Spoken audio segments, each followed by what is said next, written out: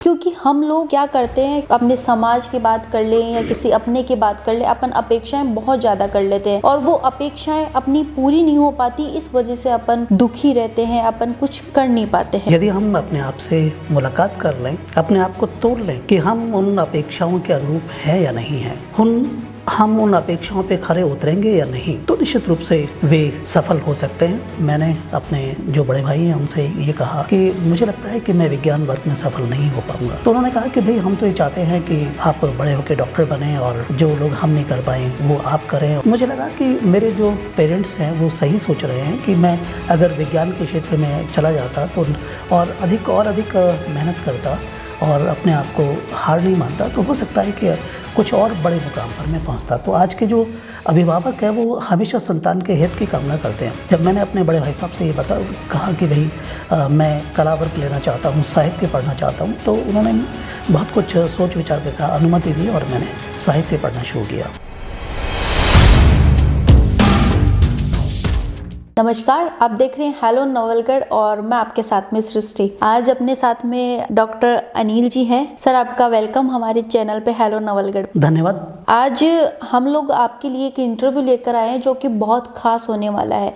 वो इसलिए क्योंकि हम लोग क्या करते हैं, अपने समाज की बात कर लें या किसी अपने की बात कर लें, अपन अपेक्षाएं बहुत ज़्यादा कर लेते हैं और वो अपेक्षाएं अपनी पूरी नहीं हो पाती। इस वजह से अपन दुखी रहते हैं, अपन कुछ कर नहीं पाते हैं। सर, अपना टॉपिक रहेगा अपेक्षाएं। बहुत ही सार्थक प्रश्न किया है। युवा अपेक्षाएं करते हैं। उनको अपेक्षाएं करने से पहले अपने आप को सोचना चाहिए, विचार करना चाहिए, आत्म साक्षात्कार करना चाहिए। जो हम अपेक्षाएं करते हैं, यदि हम आत्म साक्षात्कार कर लें, यदि हम अपने आप से मुलाकात कर लें, अपने आप को तोड़ लें कि हम उन अपेक्षाओं के अनुरूप है या नहीं है, हम उन अपेक्षाओं पे खरे उतरेंगे या नहीं, तो निश्चित रूप से वे सफल हो सकते हैं। यदि मान लीजिए वो अपेक्षाएं करते हैं कि हम प्रथम श्रेणी से आएंगे या हमें बहुत ऊंचे मुकाम पर पहुंचना है, तो उसके अनुसार उन्हें निरंतर परिश्रम करना होगा। निरंतर जैसी वे अपेक्षाएं करते हैं, उन अपेक्षाओं पर खरा उतरने के लिए उन्हें अभ्यास, ज्ञान और प्रयत्न करना होगा। यानी सफलता का मूल मंत्र है ज्ञान, प्रश्न, मतलब अभिप्राय यूँ है कि यदि हमें किसी भी तरह से यदि सफलता हासिल करना है तो उसका एक ट्रायंगल है। ज्ञान सबसे पहले होना चाहिए, फिर प्रयत्न होना चाहिए और फिर निरंतर उसका संकल्प होना चाहिए। यदि हमने संकल्प में रहते हुए यदि वो निरंतर प्रयत्न किया है तो हमारी अपेक्षाएं पूरी होंगी। और सर, जैसे आप अपेक्षाएं बता रहे हैं तो खुद को जान ले अपन, तो अक्सर देखने को मिलता है जब इंसान खुद में खुद को खोजता है तो वो चिंतित हो जाता है, वो डिप्रेस्ड हो जाता है, वो उस चिंता से बाहर नहीं निकल पाता है। फिर कुछ दिनों पहले जैसे कि प्रोग्राम भी हुआ एक मेंटल हेल्थ को लेकर, तो उसमें ये बताया गया कि अपन अपनी बातें शेयर करें। अब शेयर अपन करते हैं किसी से तो अपन अपेक्षाएं कर लेते हैं और वो अपेक्षाएं अपनी पूर्ण नहीं हो पाती, तो खुद में कैसे जाने, खुद को खुद से कैसे पहचाने? बहुत अच्छा प्रश्न है। चिंतन करना है सबसे पहले। किसी ने कहा है कि खुदा ने बहुत कुछ दिया है, पर ये किसके हिस्से में कितना मिला ये अपनी एक बात है। देने वाले ने बहुत कुछ दिया, पर किसको क्या मिला ये मुकद्दर की बात है। इस पर वो सोचे, विचार करे कि मेरे मुकद्दर में यदि इतना ही है तो उससे अधिक सोचना, उससे अधिक विचार करना, उसके प्रति उससे तसल्ली न करना और डिप्रेशन में आ जाना, ये अपने आप में डिप्रेशन का सबसे बड़ा कारण है। और एक बात जो सोचा है कि यदि मान लीजिए कि हम असफल हो रहे हैं, यदि हमें मान लीजिए 99% लाने हैं, हमारी जो मेहनत है वो यदि 90% की है तो हम 99% नहीं ला पाएंगे।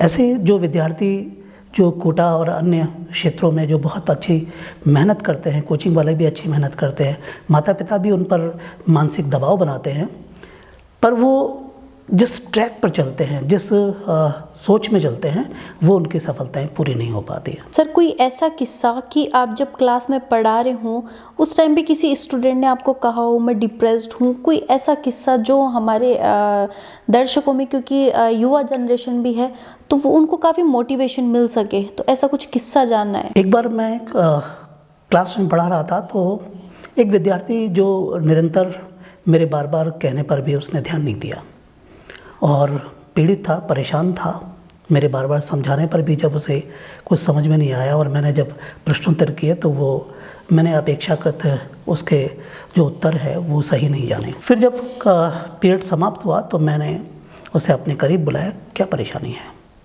तो छूटते ही कहा कि मुझे लगता है कि मुझे सुसाइड करना चाहिए। तो मैं हतप्रभ था ऐसा उत्तर जान करके कि उसने ऐसा क्यों कहा।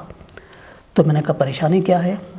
तो उसने अपनी अंतरंग परेशानी बताई कि मुझे सब भी जो है वो उपेक्षाएं मेरी करते हैं, सभी मेरा अनादर करते हैं, जो मुझे चाहते हैं कि मैं ऐसा करूं मैं वो कर नहीं पाता हूं। तो कई बार ऐसा होता है कि माता पिता संतान से ज़्यादा अपेक्षा करती है, दोस्त जो है वो लोग उससे ज़्यादा अपेक्षाएं करते हैं और वो उनके अनुकूल नहीं होता है। हर व्यक्ति बहुत दक्ष नहीं होता, हर व्यक्ति पूरी तरह से संबल नहीं होता, हर व्यक्ति पूरी तरह से काबिल नहीं मतलब होता है। उसमें कुछ ना कुछ अपनी कमियां, अपनी जो स्थितियां होती है। हर व्यक्ति सचिन तेंदुलकर नहीं बनता, हर व्यक्ति गावस्कर नहीं हो सकता, हर व्यक्ति बर्नाड शॉ नहीं हो सकता, हर व्यक्ति अमिताभ बच्चन नहीं हो सकता। सबकी अपनी अपनी योग्यताएं सबकी अलग अलग है। तो अपने आप को जब तक वो सोच ले, विचार कर ले, उसे सही मार्गदर्शक नहीं मिलेगा तब तक उसे सफलता नहीं मिलेगी।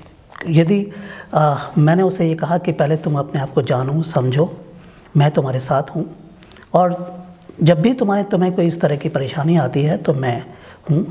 यदि उसे कोई हमसफ़र मिले, उसे कोई हमसाया मिले, उसे कोई एक प्रेरणा और प्रेम मिले तो वह है।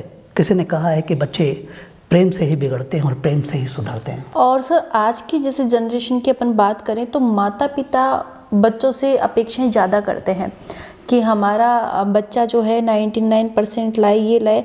और बहुत सारे जैसे अभी आपने भी बताया, अब बहुत पेरेंट्स इस वीडियो को देखेंगे और सुनेंगे भी। ऐसे ही बहुत सारे वीडियोस मोटिवेशन देखते हैं, सुनते हैं, लेकिन वो लोग खुद पे अप्लाई नहीं कर पाते हैं इस चीज़ को। वो वापस उस बच्चे पे फोर्स करते हैं उसको कि तेरे को ये बनना है, डॉक्टर बनना है, इंजीनियर बनना है। तो पेरेंट्स ऐसा क्यों कर रहे हैं? उन पेरेंट्स को आप क्या बोलना चाहेंगे उनके माइंड में? क्योंकि आप भी एक पेरेंट्स हैं और हम भी बच्चे रहे तो हम पे भी ऐसा था कि हाँ ये बनना है, ऐसा करना है। तो पेरेंट्स ये चीज़ क्यों नहीं समझ पाते हैं? ये एक बच्चे का मन का सवाल है। बहुत ही अच्छा प्रश्न है। मैं सबसे पहले तो अपने ही बारे में बताऊं कि मेरे अपने अभिभावकों ने ये सोचा था कि मैं डॉक्टर बनूं और इसलिए मुझे विज्ञान वर्ग में बायोलॉजी का विषय दिलाया और निसंदेह मैंने उसे बहुत अच्छी तरह मन लगा के पढ़ने की भी कोशिश की। पर मुझे लगा कि जैसे फिजिक्स जो विषय है वो उसके जो न्यूमेरिकल्स हैं वो मेरे समझ से परे हैं और हर एक विद्यार्थी की अपनी मानसिक क्षमताएं होती है और जब तक उसे कोई सिखाने वाला, कोई समझाने वाला नहीं मिले वो अपने आप नहीं समझ सकता है। और हमारे समय में जो है एक ट्यूशन पढ़ लेना या उसके लिए व्यवस्थाएं कायम कर लेना, उसके लिए आर्थिक संबल भी होना आवश्यक है। तो उन सब स्थितियों में हम पूरी तरह से समर्थ नहीं थे। तो मैंने अपने जो बड़े भाई हैं उनसे ये कहा कि मुझे लगता है कि मैं विज्ञान वर्ग में सफल नहीं हो पाऊँगा। तो उन्होंने कहा कि भाई हम तो ये चाहते हैं कि आप बड़े होकर डॉक्टर बने और जो लोग हम नहीं कर पाए वो आप करें। और तो इस तरह की बातें उन्होंने की। तो मुझे लगा कि मेरे जो पेरेंट्स हैं वो सही सोच रहे हैं कि मैं अगर विज्ञान के क्षेत्र में चला जाता तो और अधिक मेहनत करता और अपने आप को हार नहीं मानता तो हो सकता है कि कुछ और बड़े मुकाम पर मैं पहुंचता। तो आज के जो अभिभावक हैं वो हमेशा संतान के हित की कामना करते हैं, पर वो उसमें कितना कैपेबल है, उसकी मानसिक स्थिति क्या है, वो उसे जान नहीं पाते हैं। जब मैंने अपने बड़े भाई साहब से ये कहा कि भाई मैं कला वर्ग लेना चाहता हूँ, साहित्य पढ़ना चाहता हूँ, तो उन्होंने बहुत कुछ सोच विचार कर कहा, अनुमति दी और मैंने साहित्य पढ़ना शुरू किया।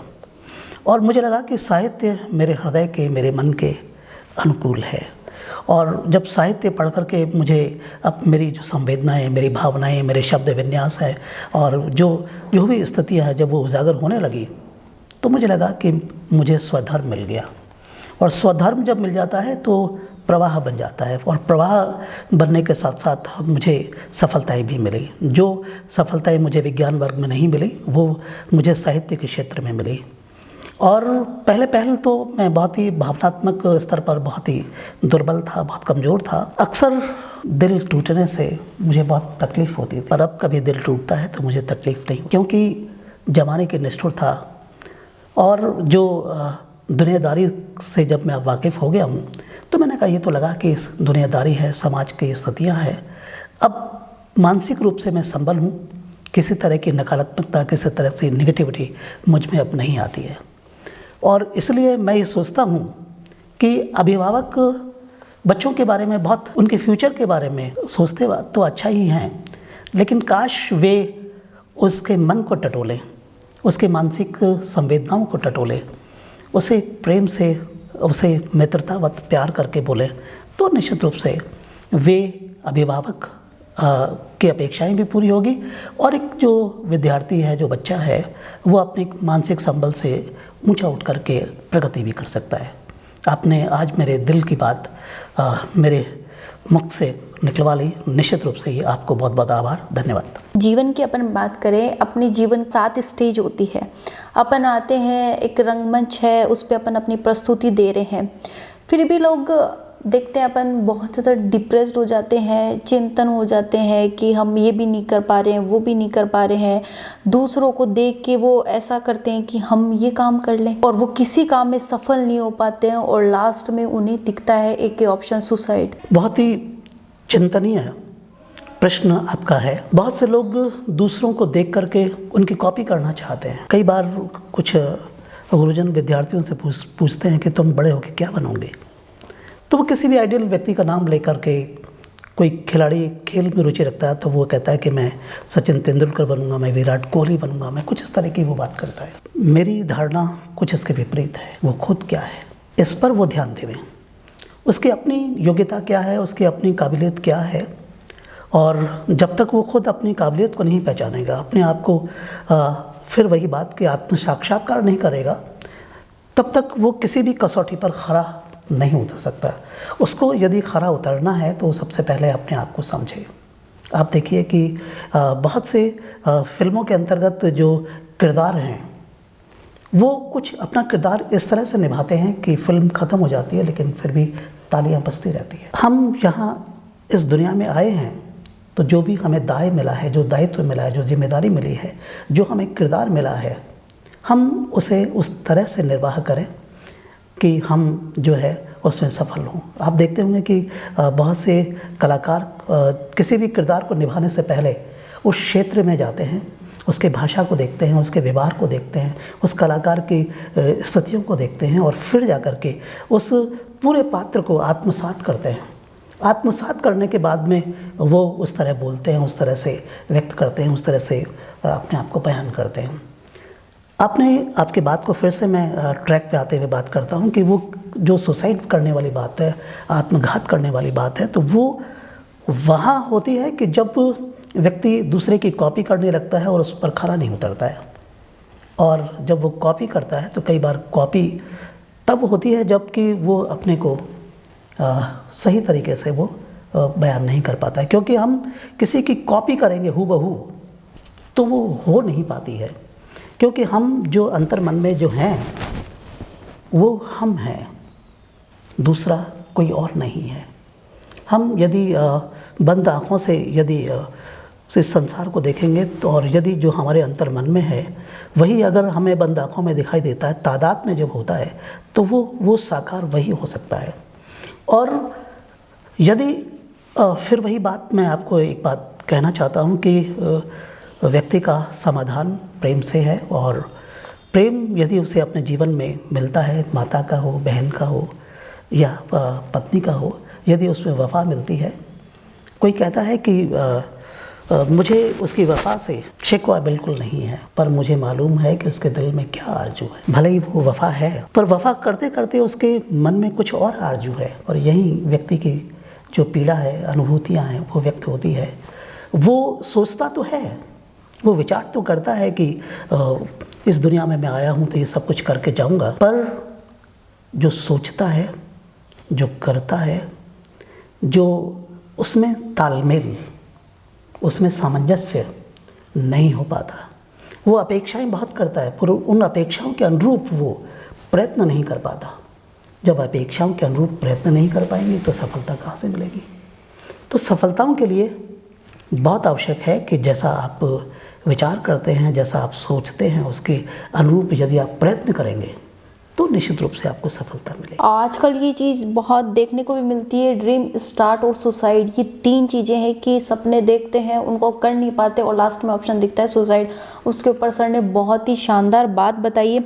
तो सर आप बार बार जिक्र कर रहे हैं कि प्रेम का, जी जी, कि उसको मतलब प्रेम में विश्वासघात हो, आपका कहने का मतलब ये। तो 7 स्टेज जो मैंने बताई, उसके अंदर एक अवस्था आती है किशोर अवस्था। इस अवस्था में ये सबसे ज़्यादा देखने को मिलता है, जब एक युवा या युवती मतलब बहुत कुछ करना चाहती है खुद के जीवन में, अपने लक्ष्य को प्राप्त करने, ये किशोर अवस्था आती है तो रास्ता भटक ही जाते हैं। तो उन युवाओं को भी आप कैसे प्रेरित करेंगे? बहुत ही सार्थक बातें की आपने। अक्सर मैं ऐसे यूँ कहूँ कि दिल के दिमाग नहीं होता है। किशोर अवस्था में जो विद्यार्थी है वो बहुत ही संवेदनशील होता है। बालपन से माता के स्नेह को जान करके, पा करके वो समाज में आता है, पर माँ का जो स्नेह है, प्रेम है, वो निश्चल है, निष्पाप है। और जब वो जीवन जगत में आता है तो वहाँ प्रेम स्वार्थपूर्ण हो जाता है, तो उसे आघात मिलता है, तब उसका मन टूटता है, तब उसका दिल टूटता है, उसे बहुत तकलीफ होती है। तो जहाँ उसका कंसंट्रेशन होता है स्टडी के प्रति, अपने लक्ष्य के प्रति, वहाँ वो जो है वहाँ पीड़ित होता है, और उस पीड़ा के कारण उसका भटकाव बढ़ता चला जाता है, और उस पीड़ा के भटकाव के कारण वह अपने लक्ष्य से भ्रमित हो जाता है। और जब लक्ष्य से भ्रमित होगा तो माता पिता की अपेक्षाओं को पूरा नहीं कर पाएगा, और माता पिता की अपेक्षाओं को पूरा नहीं करेगा तो मानसिक दबाव होगा। मानसिक दबाव का होगा तो उसके लिए परेशानी होगी। तो उसके अंतर मन में एक कहावत बहुत ही सटीक उभरती है कि आए थे हरिभजन को ओटन लगे कपास। आए थे करियर के लिए, स्टडी के लिए, और कहीं उसका समवयस्क किसी युवक युवती से यदि लगाव हो जाता है और वो उनके उस अपेक्षाओं को पूरा नहीं कर पाता है। क्योंकि आज का जो समय है वो भावनाओं का तो कम और बौद्धिक स्थितियों का ज़्यादा है, तोल मोल ज़्यादा है।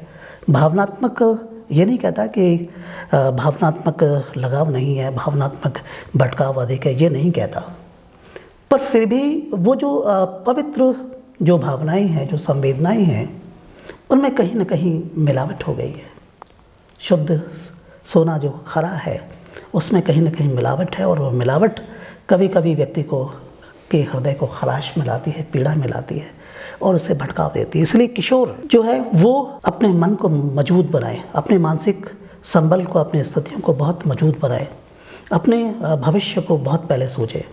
तब जाकर के हम जब विश्वविद्यालय में पढ़ने जाते थे तो विश्वविद्यालय में पढ़ते हुए भटकाव के बहुत से रास्ते आते थे, पर हम अपने आप को तोड़ लेते थे, सोच लेते थे कि यदि हम भटक गए और वो जीवन का भटकाव फिर लौट कर नहीं आएगा, तो हमने उस भटकाव से पहले ही अपनी मंजिल को तलाश किया, अपने टारगेट को हमने सोचा और हम प्रयत्न किया।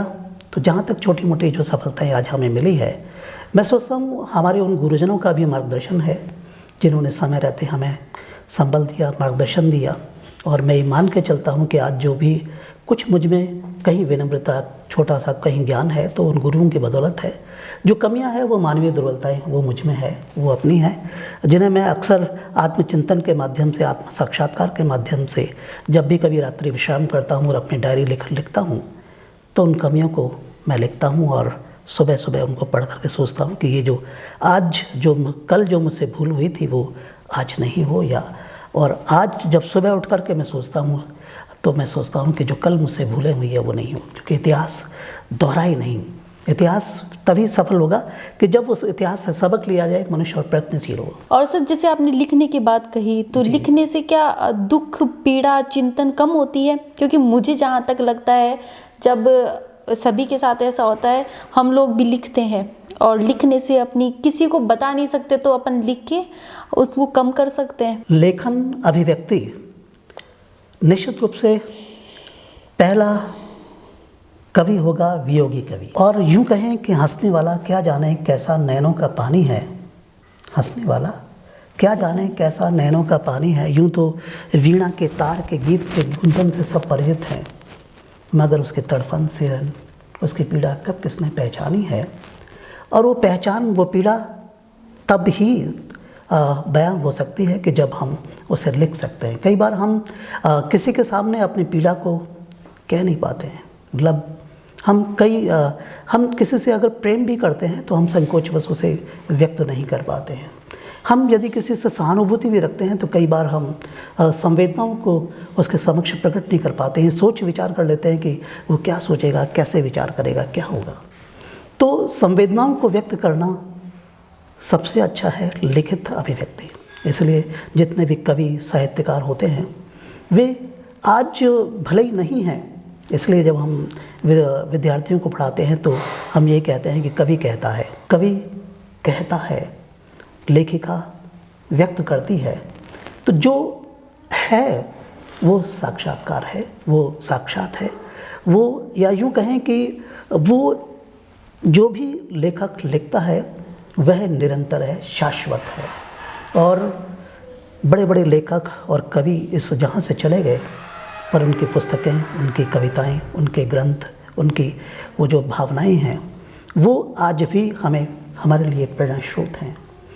और आज के संदर्भ में अगर मैं यूँ कहूँ कि यदि कहीं व्यक्ति को अकेलापन महसूस होता है, यदि कहीं व्यक्ति के मन में आत्मपीड़ा होती है या कहीं उसे आत्महत्या का कोई भाव होता है, तो मैं सोचता हूँ कि उसके लिए साहित्य का संबल सबसे बड़ा है। क्योंकि यदि वो, जैसे आप कभी कभी जब बॉर्डर पर जब लड़ाई होती थी तो उस समय उनका संबल बढ़ाने के लिए, उनकी शक्ति को मतलब ओज लाने के लिए एक कवि और साहित्यकार, गीतकार जो है उस बॉर्डर पर जाकर के पहले उन्हें मतलब होते थे। पहले एक आता था जो है जवानों के लिए, देशभक्ति का जो है सैनिकों के लिए एक रेडियो पर एक आता था, ताकि और उसे जो है सेना के जवान जो हैं उन गीतों को बहुत सुन करके उनमें जोश और एक प्रकार से उन्माद की स्थितियाँ आती थी। तो मेरा कहने का मतलब है कि साहित्य अमृत है, संगीत अपने आप में एक अनवरत दवा है। संगीत हमारी मानसिक स्थितियों को बहुत ही संबल करती है। एक प्रकार का, कई लोग तो मधुर संगीत हो तो वे हमारे मानसिक उपचार को भी, मेंटल स्ट्रेस को दूर करने के लिए, मैं जब कभी कॉलेज से लौटता हूँ और मुझे जब कभी मेंटल स्ट्रेस होता है तो मैं मधुर संगीत सुनने का, गुलाम अली की गज़लें और मेहंदी हसन की गज़लें, जगजीत सिंह की गज़लें, या जो भी मुझे ऐसा लगता है कि मैं उनको मधुर मधुर ध्वनि में सुनूं और मानसिक स्ट्रेस दूर करने की कोशिश करूं। मेरा अभिप्राय भी यही है, मेरी कोशिश भी यही है कि जिस व्यक्ति को निराशा होती है, जहाँ कहीं नश्वरता उसे आती है, जहाँ कहीं टूटन और पीड़ा के आती है, तो मैं सोचता हूँ कि वो संगीत की उन लहरियों को, संगीत की उन भावनाओं को सुने और वो प्रेरित हो। कहीं मानसिक पीड़ाएं हो तो वो ओज की कविताएं पढ़े, कहीं निराशा की हो तो कहीं वो दिनकर की कविताएं पढ़े, कहीं जो ज़माने और स्थितियों की हो तो वो मैथिलीशरण गुप्त की कविताएं पढ़ें, और कहीं नियतिवादी है और उसे संतोषी करना है तो जयशंकर प्रसाद की कविताओं को पढ़े, कामायनी को पढ़े, जहाँ सब कुछ नियति है ये मान करके ये रहे। तो कहने का अभिप्राय है कि जो विद्यार्थी या जो युवा निराश हो रहे हैं, जो अपनी संबल को बहुत कम पा रहे हैं, उन्हें साहित्य का, संगीत का और अपने संकल्प का सहारा लेना चाहिए, या जो भी उस रास्ते पर जो उनके लिए प्रेरणास्पद हों तो उन्हें आश्रय लेना चाहिए और अपने पथ को, अपने लक्ष्य को निर्धारित रखना चाहिए। ये संगीत, ये साहित्य केवल उस राह के वृक्ष हैं जहाँ वो आश्रय तो ले सकता है, पर लक्ष्य को पहुंचने के लिए उसे अपना टारगेट, अपना परिश्रम, अपना संकल्प हमेशा हमेशा याद रखना चाहिए। मैं आज के इस इंटरव्यू को आपके याद रखूँगा कि कुछ बातें आपने मेरे दिल से, मेरे मन मस्तिष्क से आपने निकलवा ली है। निश्चित रूप से बहुत ही सार्थक आपकी प्रश्न हैं, बातें हैं। धन्यवाद आपको।